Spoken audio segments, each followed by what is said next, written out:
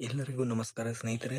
ಇಂದಿನ ವಿಡಿಯೋದಲ್ಲಿ ನಾವು ಮೈಸೂರಿನ ಒಡೆಯರು ಹಾಗೂ ಕರ್ನಾಟಕದಲ್ಲಿ ಬ್ರಿಟಿಷ್ ಆಳ್ವಿಕೆಗೆ ಪ್ರತಿರೋಧಗಳು ಎಂಬ ಪಾಠದಿಂದ ಕೆಲವೊಂದು ವಿವರಣಾತ್ಮಕ ಪ್ರಶ್ನೆಗಳನ್ನು ನಾವು ಓದ್ಕೊಳ್ತಾ ಅರ್ಥ ಮಾಡ್ಕೊಳ್ಳೋಣ.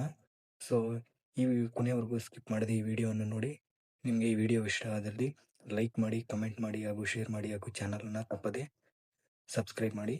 ಬನ್ನಿ, ಈಗ ನಾವು ಈ ಪಾಠದಲ್ಲಿ ವಿವರಣಾತ್ಮಕ ಪ್ರಶ್ನೆಗಳನ್ನು ಒಂದೊಂದನ್ನು ತಿಳ್ಕೊಳ್ತಾ ಹೋಗೋಣ. ಮೈಸೂರು ಸಂಸ್ಥಾನದಲ್ಲಿ ದಿವಾನ್ ಕೆ ಶೇಷಾದ್ರಯ್ಯರವರ ಪಾತ್ರವನ್ನು ವಿವರಿಸಿ. ಶೇಷಾದ್ರಯ್ಯರವರು ಮೈಸೂರು ಸಂಸ್ಥಾನದಲ್ಲಿ ದಿವಾನರಾಗಿ ಸೇವೆ ಸಲ್ಲಿಸಿದ್ರು. ಇವರು ಏನು ಮಾಡಿದ್ರು ಅಂದರೆ, ಆ ಒಂದು ಸಂಸ್ಥಾನದಲ್ಲಿ ಒಡೆಯರ ಅವಧಿಯಲ್ಲಿ ಹೊಸ ರೈಲು ಮಾರ್ಗಗಳನ್ನು ನಿರ್ಮಾಣ ಮಾಡಿದರು.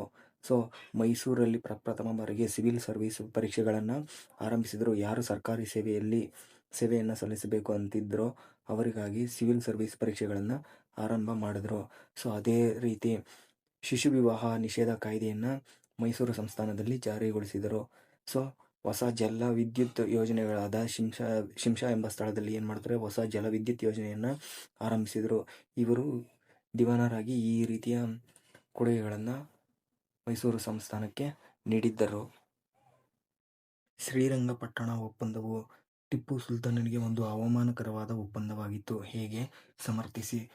ಈ ಒಂದು ಶ್ರೀರಂಗಪಟ್ಟಣ ಒಪ್ಪಂದದಿಂದ ಟಿಪ್ಪು ಏನು ಮಾಡಬೇಕಾಗಿದ್ದರೆ, ತನ್ನ ಅರ್ಧ ರಾಜ್ಯವನ್ನು ಬ್ರಿಟಿಷರಿಗೆ ಕೊಟ್ಟು ಬಿಡಬೇಕಾಯಿತು. ಯುದ್ಧ ನಷ್ಟ ಭರ್ತಿಯಾಗಿ ಯುದ್ಧದಲ್ಲಿ ನಷ್ಟವನ್ನು ತುಂಬಿಕೊಡುವುದಕ್ಕಾಗಿ ಏನು ಮಾಡ್ತಾನೆ, 3 ಕೋಟಿ ರೂಪಾಯಿಗಳನ್ನು ಅವ್ರಿಗೆ ಬ್ರಿಟಿಷರಿಗೆ ನೀಡಬೇಕಾಗಿತ್ತು. ತನ್ನ 2 ಮಕ್ಕಳನ್ನು ಒತ್ತೆಯಾಗಿ ನೀಡುವುದಾಗಿತ್ತು. ಏಕೆಂದರೆ ಆ ಯುದ್ಧ ನಷ್ಟ ಭರ್ತಿ ತೀರದೇ ಇದ್ದಾಗ ತನ್ನ 2 ಮಕ್ಕಳನ್ನು ಒತ್ತೆಯಾಗಿ ನೀಡಬಹುದಕ್ಕಾಗಿತ್ತು. ಹಾಗೂ ತನ್ನ ಸೆರೆಯಲ್ಲಿದ್ದ ಸೈನಿಕರನ್ನು ಬಿಡುಗಡೆಗೊಳಿಸಬೇಕಾಗಿತ್ತು. ಮೈಸೂರಿನ ಹುಲಿ ಅಂತ ಪ್ರಖ್ಯಾತಿಯಾಗಿದ್ದ ಟಿಪ್ಪು ಸುಲ್ತಾನ್ಗೆ ಇದೊಂದು ಶ್ರೀರಂಗಪಟ್ಟಣ ಒಪ್ಪಂದ ತುಂಬ ಅವಮಾನಕರವಾಗಿತ್ತು. ನಾಲ್ವಡಿ ಕೃಷ್ಣರಾಜ ಒಡೆಯರ ಸಾಧನೆಗಳನ್ನು ವಿವರಿಸಿ. ಅಥವಾ ನಾಲ್ವಡಿ ಕೃಷ್ಣರಾಜ ಒಡೆಯರ ಆಳ್ವಿಕೆ ಮೈಸೂರನ್ನು ಒಂದು ಮಾದರಿ ರಾಜ್ಯನ್ನಾಗಿ ಮಾಡಿತು. ಇದನ್ನು ಸಮರ್ಥಿಸಿ. ಹೇಗೆ. ನಾಲ್ವಡಿ ಕೃಷ್ಣರಾಜ ಒಡೆಯರು ಏನೆಲ್ಲ ಸಾಧನೆಗಳನ್ನು ಮಾಡಿದ್ರು, ಏನೆಲ್ಲ ಸಮಾಜಕ್ಕಾಗಿ ಮಾಡಿದ್ರು. ಇವರು ಪ್ರಾಥಮಿಕ ಶಾಲೆಗಳಲ್ಲಿ ಶಿಕ್ಷಣ ಶುಲ್ಕವನ್ನು ರದ್ದು ಮಾಡ್ತಾರೆ. ಅದೇ ರೀತಿ ಹೆಣ್ಣು ಮಕ್ಕಳ ವಿದ್ಯಾಭ್ಯಾಸಕ್ಕಾಗಿ ಪ್ರೋತ್ಸಾಹವನ್ನು ನೀಡ್ತಾರೆ. ಅದಕ್ಕಾಗಿ ನೆರವನ್ನು ಸಹ ನೀಡ್ತಾರೆ. ಅದೇ ರೀತಿ ಮೈಸೂರಿನಲ್ಲಿ ವಿಶ್ವವಿದ್ಯಾಲಯವನ್ನು ಸಹ ಸ್ಥಾಪನೆ ಮಾಡ್ತಾರೆ. ವಿದೇಶಗಳಲ್ಲಿ ಯಾರು ವಿದ್ಯಾಭ್ಯಾಸಕ್ಕಾಗಿ ವಿದೇಶಗಳಿಗೆ ಹೋಗಬೇಕು ಅನ್ಕೊಂತಾರೋ ಅಂಥವ್ರಿಗೆ ವಿದ್ಯಾರ್ಥಿ ವೇತನವನ್ನು ಸಹ ನೀಡ್ತಾರೆ. ಬೆಂಗಳೂರಿನಲ್ಲಿ ಭಾರತೀಯ ವಿಜ್ಞಾನ ಸಂಸ್ಥೆಯೊಂದನ್ನು ಸ್ಥಾಪನೆ ಮಾಡ್ತಾರೆ. ಕಾವೇರಿ ನದಿಗೆ ಒಂದು ದೊಡ್ಡ ಅಣೆಕಟ್ಟನ್ನು ಸಹ ನಿರ್ಮಾಣ ಮಾಡ್ತಾರೆ. ಇವರ ಅವಧಿಯಲ್ಲಿಯೇ ಹೊಸ ರೈಲು ಮಾರ್ಗಗಳ ನಿರ್ಮಾಣವೂ ಸಹ ಆಗುತ್ತೆ. ಅದೇ ರೀತಿ ಸಣ್ಣ ಮತ್ತು ದೊಡ್ಡ ಪ್ರಮಾಣದ ಕೈಗಾರಿಕೆಗಳನ್ನು ಸಹ ಮೈಸೂರು ಸಂಸ್ಥಾನದಲ್ಲಿ ಸ್ಥಾಪನೆ ಮಾಡಲಾಗುತ್ತದೆ.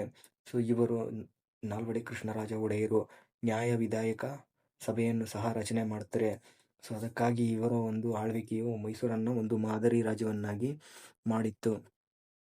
ಕಿತ್ತೂರಿನ ಸ್ವತಂತ್ರ ಹೋರಾಟದಲ್ಲಿ ಸಂಗೊಳ್ಳಿ ರಾಯಣ್ಣನ ಪಾತ್ರವನ್ನು ವಿವರಿಸಿ. ಸಂಗೊಳ್ಳಿ ರಾಯಣ್ಣನು ಕಿತ್ತೂರು ರಾಣಿ ಚೆನ್ನಮ್ಮಳ ಬಲಗೈ ಬಂಟನಾಗಿರುತ್ತಾನೆ. ಏನು ಮಾಡ್ತಾನೆ ಅಂದರೆ, ಚೆನ್ನಮ್ಮನ ಜೊತೆಯಲ್ಲಿ ಬ್ರಿಟಿಷರ ವಿರುದ್ಧ ವೀರ ಹೋರಾಟವನ್ನು ಮಾಡ್ತಾನೆ. ಅದೇ ರೀತಿ ಕಿತ್ತೂರಿನಲ್ಲಿ ಸೈನಿಕರನ್ನೆಲ್ಲ ಸಂಘಟಿಸಿ ಗುಪ್ತ ಸಭೆಗಳನ್ನು ಸಹ ನಡೆಸ್ತಾನೆ. ಯಾವ ರೀತಿ ದಾಳಿ ಮಾಡಬೇಕು, ನಾವು ಕಿತ್ತೂರನ್ನು ಹೇಗೆ ಸಂರಕ್ಷಿಸಿಕೊಳ್ಳಬೇಕು ಅಂತ. ಅದೇ ರೀತಿ ಆ ಒಂದು ಸಮಯದಲ್ಲಿ ತಾಲೂಕು ಕಚೇರಿಗಳು ಮತ್ತು ಖಜಾನೆಗಳನ್ನು ಲೂಟಿ ಮಾಡಿದನು.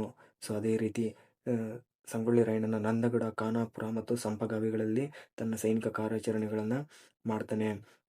ಅದೇ ರೀತಿ ಈ ಬ್ರಿಟಿಷರು ಏನು ಮಾಡ್ತಾರೆ, ಆ ಒಂದು ವೇಳೆಯಲ್ಲಿ ಬ್ರಿಟಿಷರ ಸಂಚನ್ನು ಹೂಡ್ತಾರೆ. ರಾಯಣ್ಣನನ್ನು ಸೆರೆ ಹಿಡಿಯಲು ಏನು ಮಾಡ್ತಾರೆ, ದೇಸಾಯಿಗಳಿಗೆ ಪ್ರೋತ್ಸಾಹಿಸ್ತಾರೆ.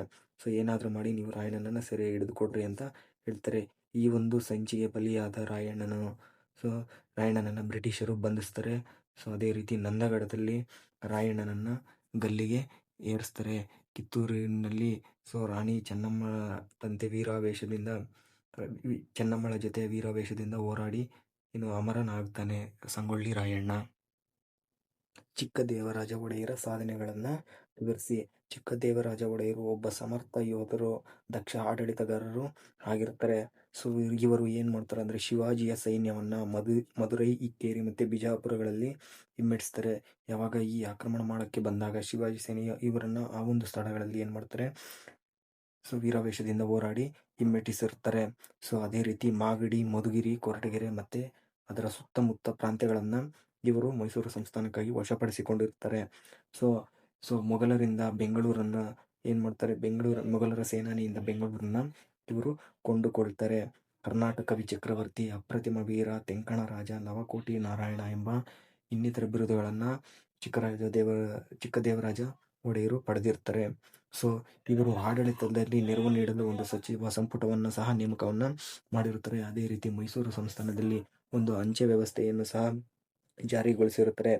ಕಾವೇರಿ ನದಿಗೆ ಅಣೆಕಟ್ಟನ್ನು ಕಟ್ಟಿ ಚಿಕ್ಕದೇವರಾಜ ನಾಲೆ, ದೊಡ್ಡದೇವರಾಜ ನಾಲೆ ಎಂಬುವುಗಳನ್ನು ನಿರ್ಮಾಣ ಮಾಡಿರುತ್ತಾರೆ. ತಿರುಮಲಾರಯ್ಯ, ಸಂಚಿ ಹೊನ್ನಮ್ಮ ಎಂಬ ಮುಂತಾದ ಕವಿಗಳಿಗೆ ಇವರು ಆಶ್ರಯವನ್ನು ನೀಡಿರ್ತಾರೆ ತಮ್ಮ ಆಸ್ಥಾನದಲ್ಲಿ.